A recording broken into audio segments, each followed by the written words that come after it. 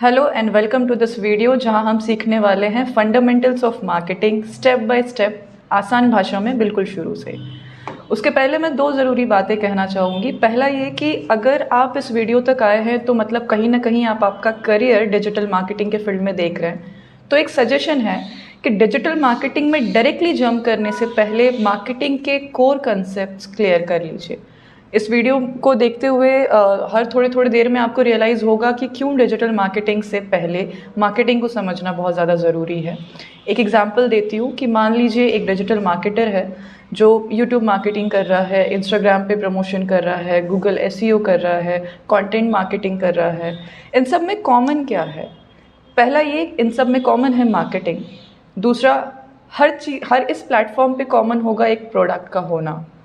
तीसरा, हर प्लेटफॉर्म पे या प्रोडक्ट वाइज भी देखा जाए तो कॉम्पिटिटर्स होंगे अलग अलग। चौथा, ऑडियंस कैसा बिहेव कर रही है, हर एक प्लेटफॉर्म पे अलग अलग तरीके से बिहेवियर मिलेगा उन्हें। तो ये जो तीन चार चीज़ें हैं जो कॉमन है, एक्चुअली ये है कॉन्सेप्ट्स ऑफ मार्केटिंग में जिसको हमें समझना होता है। डिजिटल मार्केटिंग एक पार्ट है जो अपने आप में बहुत वास्ट है, तो वो तो हमें सीखना ही है। बट उसके पहले अगर हम अपने कॉम्पिटिटर्स को समझ जाएं, अपने प्रोडक्ट को समझ जाएं, ऑडियंस को समझ जाएं, वो हमें आगे बहुत हेल्प आउट करेगा, चाहे वो डिजिटल मार्केटिंग हो या कल को कोई भी कुछ नया मार्केटिंग आ जाए। क्योंकि आप देखोगे कि हर थोड़े थोड़े सालों में कुछ पैटर्न्स बदल जाते हैं, प्लेटफॉर्म्स बदल जाते हैं। आज इंस्टाग्राम बूम पे है, शायद कल ना हो।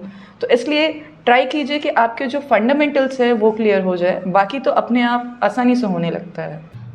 दूसरी ज़रूरी बात यह है कि आई एम वेरी श्योर कि आपका पहला वीडियो नहीं होगा। इसके पहले भी आपने बहुत सारे वीडियोस देखे होंगे।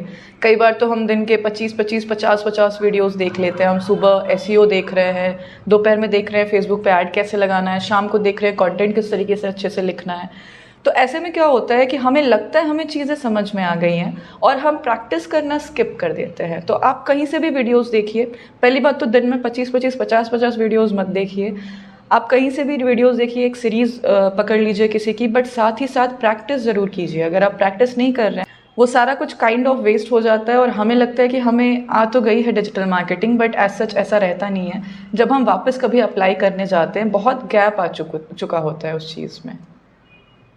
हम वापस कभी अप्लाई करने जाते हैं तो बहुत गैप आ चुका होता है उस चीज़ में। तो दूसरी जो ज़रूरी बात थी वो यही थी कि कोई भी सीरीज़ पढ़िए आप, मेरी या कहीं और से भी, बट साथ में प्रैक्टिस ज़रूर कीजिए। 3 से 4 महीने में एक अच्छी ग्रिप आपकी भी बैठ जाएगी। तो चलिए शुरू करते हैं। और मैं कंसिडर करती हूँ थोड़ी देर के लिए हम डिजिटल मार्केटिंग वर्ल्ड की पहली सीढ़ी पे खड़े हैं, जो कि मार्केटिंग है, जिसमें डिजिटल मार्केटिंग कहीं 5वीं, 6वीं या 7वीं सीढ़ी है। तो लेट अस स्टार्ट करते हैं डेफिनेशन से। जो पहला मॉड्यूल है हमारा, जो उसका पहला चैप्टर है, that is definition and history of marketing, जिसमें हम थोड़ी बहुत हिस्ट्री देखेंगे मार्केटिंग की और डेफिनेशन को ब्रेक करके बहुत ईजिली आसान भाषा में, हिंदी में एग्जाम्पल्स के साथ समझेंगे। तो लेट्स स्टार्ट। डेफिनेशन क्या कहता है? मैंने डेफिनेशन लिया हुआ है फिलिप कोटलर का। फिलिप कोटलर कौन है? Philip Kotler is father of modern marketing. उनको फादर ऑफ मॉडर्न मार्केटिंग कहा जाता है और उनका जो बर्थ हुआ था वो 1931 में हुआ था।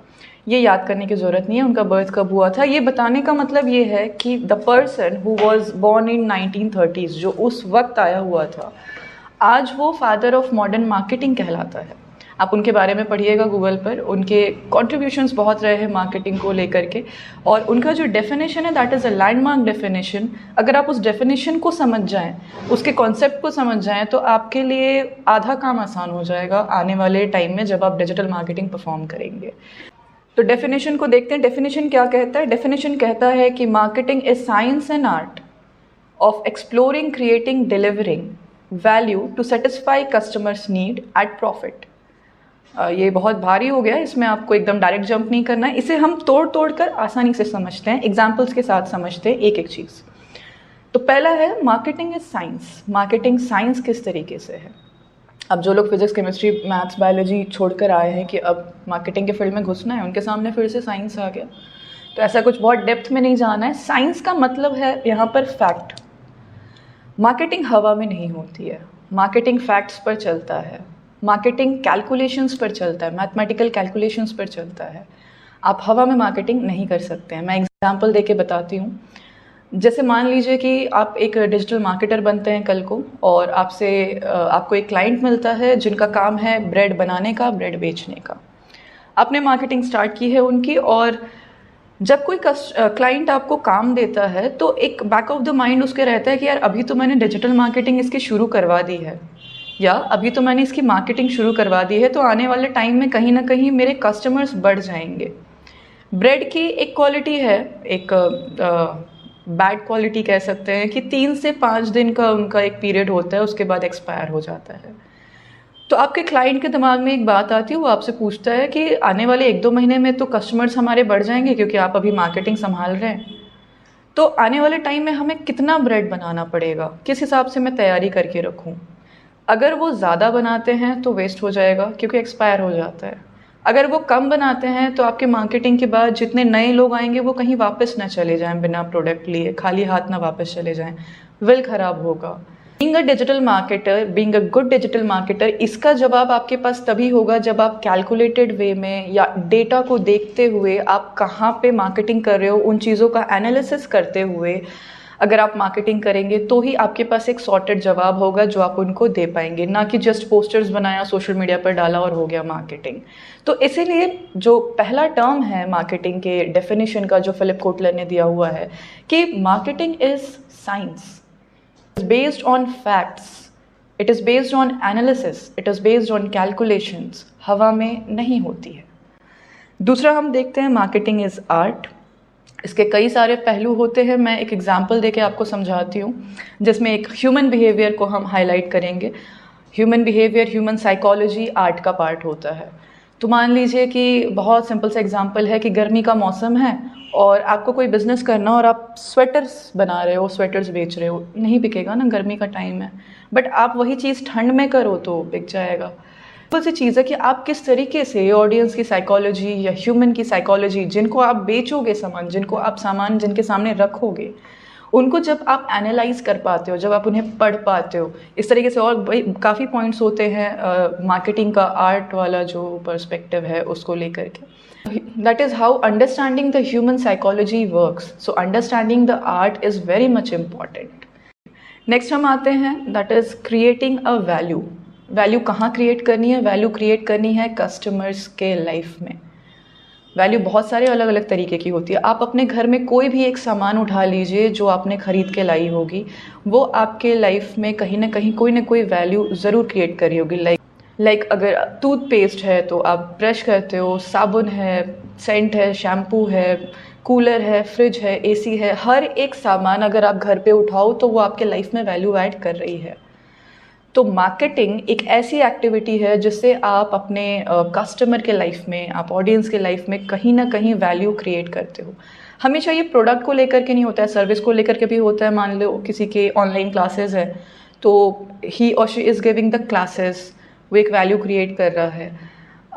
एक और एग्जांपल ले, जैसे मान लीजिए आप पूरा दिन जॉब पे है, थक कर आ रहे हैं, शाम को आप कपिल शर्मा शो देख रहे हैं, तो वो भी एक वैल्यू क्रिएट कर रहा है आपकी लाइफ में, थोड़ी देर आपको एंटरटेन कर रहा है, हंसा रहा है। तो वैल्यू क्रिएट करने के अलग अलग तरीके हैं, बहुत वास्ट है, बहुत सारे एग्जाम्पल्स मिलेंगे। Next is at a profit. तो मतलब ये सारा तामझाम, ये science, art, creating value, satisfying needs, ये सब किस लिए करना है? प्रॉफिट बनाने के लिए। प्रॉफिट के टर्म्स पे जो पहला हमारा ध्यान आता है वो मॉनेटरी ही आता है कि हमने कोई सामान बनाया 25 रुपये का, उसमें 10 रुपये हमने मार्केटिंग में लगाया या जो भी एडवर्टाइजमेंट किया, पैकेजिंग में लगाया, शिपिंग में लगाया, और उसके बाद हमने उसे बेचा 100 रुपये में और हमें कुछ अमाउंट का प्रॉफिट हुआ। तो ये सीधा सा एक प्रॉफिट है, ठीक है। दूसरा प्रॉफिट ये हो सकता है कि मान लीजिए आपका कोई प्रोडक्ट है, आपने 3 महीने बाद उसे लॉन्च करने का सोचा है, बट आप कुछ ऐसी एक्टिविटीज़ कर रहे हो जिनसे लोगों को अवेयरनेस मिल रही है या उन्हें पता चल रहा है कि 3 महीने बाद कोई एक ऐसा प्रोडक्ट आने वाला है जो उनकी लाइफ में इस तरह की वैल्यू ऐड करेगा। तो ये भी मार्केटिंग एक्टिविटी है जिसमें आप मॉनेटरी प्रॉफिट तो नहीं बना रहे हो, आप पैसे इस वक्त तो नहीं बना रहे हो, बट आप अपना ब्रांड बना रहे हो, आप अपने बेनिफिट के लिए ही ये एक्टिविटी कर रहे हो, इसलिए ये भी मार्केटिंग के सेक्शन में आएगा। तरीके से हमारा डेफिनेशन कंप्लीट होता है कि marketing is science and art of exploring, creating and delivering value to satisfy customers need at profit. तो अब कुछ ऐसे एग्जाम्पल्स देखते हैं जो मार्केटिंग नहीं है या मार्केटिंग की एक्टिविटीज़ वो नहीं कहलाएंगी। मोस्टली ऐसी चीज़ जो आप अपने लिए इस्तेमाल करो या अपने लिए बनाओ या अपने लिए करो, सेल्फ कंजम्पशन के लिए जो एक्टिविटीज़ होती हैं वो मार्केटिंग में नहीं आती है। एक एग्जांपल देती हूँ कि आप एक गेमर हैं या आप एक स्टूडेंट हैं और आप एक चेयर पे पूरा दिन बैठे रहते हो और अब आप उस चेयर से बोर हो चुके हैं। तो अब आपको ऐसा हो रहा है कि इस चेयर के साथ कुछ किया जाए, तो आपने हैंडल्स वैंडल्स तोड़ दिया उसके, आपके पास कुछ लकड़ी रखी है, कुछ पेंट रखा हुआ है, आपने पेंट वेंट किया, उसमें अच्छा प्रॉपर गद्दा वगैरह लगाया और फिर कुछ अलग ही बना डाला आपने। ये आपने आपके लिए किया, ये प्रोडक्ट जो रेडी किया ये आपने खुद के लिए किया है, तो ये मार्केटिंग एक्टिविटी नहीं है। बट मान लीजिए 3-4 दिन बाद आपका कोई एक दोस्त आता है और कहता है कि यार ये चेयर अच्छी लग रही है, ऐसा तो मेरे भतीजे के लिए भी बना दे, वो बहुत नखरे करता है, पढ़ाई वढ़ाई नहीं करता है। तो आपने बोला ठीक है, आपने बनाया और 1000 रुपये में बनाया, लाइक कि इसके 1000 रुपये होंगे। वो जो प्रोडक्ट आपने बेचा जो पहले सेल्फ कंजम्पशन के लिए था, बट अभी आपने उसको सेल किया है, अभी आपने उसको किसी और को दिया हुआ है, that is not self consumption. तो ये एक मार्केटिंग एक्टिविटी हुई। अब आपको एक ऐसा है कि यार पढ़ाई लिखाई में मन नहीं लग रहा है, एक काम करता हूँ, एक वेबसाइट बनाता हूँ, उसमें अलग अलग टाइप के चेयर्स के डिज़ाइन अपलोड करता हूँ, ऑल ओवर इंडिया मैं इसको प्रेजेंट करता हूँ, मुझे जैसे जैसे ऑर्डर्स आएंगे मैं कुर्सियाँ बनाऊँगा, बेचूँगा। अब ये टोटली एक मार्केटिंग एक्टिविटी हो गई, अब ये सेल्फ कंजम्पशन के लिए नहीं रह गया। तो इट वाज एग्जांपल जो मार्केटिंग एक्टिविटी तो नहीं थी बट बाद में हो गई। तो ये एक ऐसा एग्जांपल था जो सेल्फ कंजम्पशन से स्टार्ट हुआ और उसके बाद टोटली वो एक मार्केटिंग एक्टिविटी हो गई।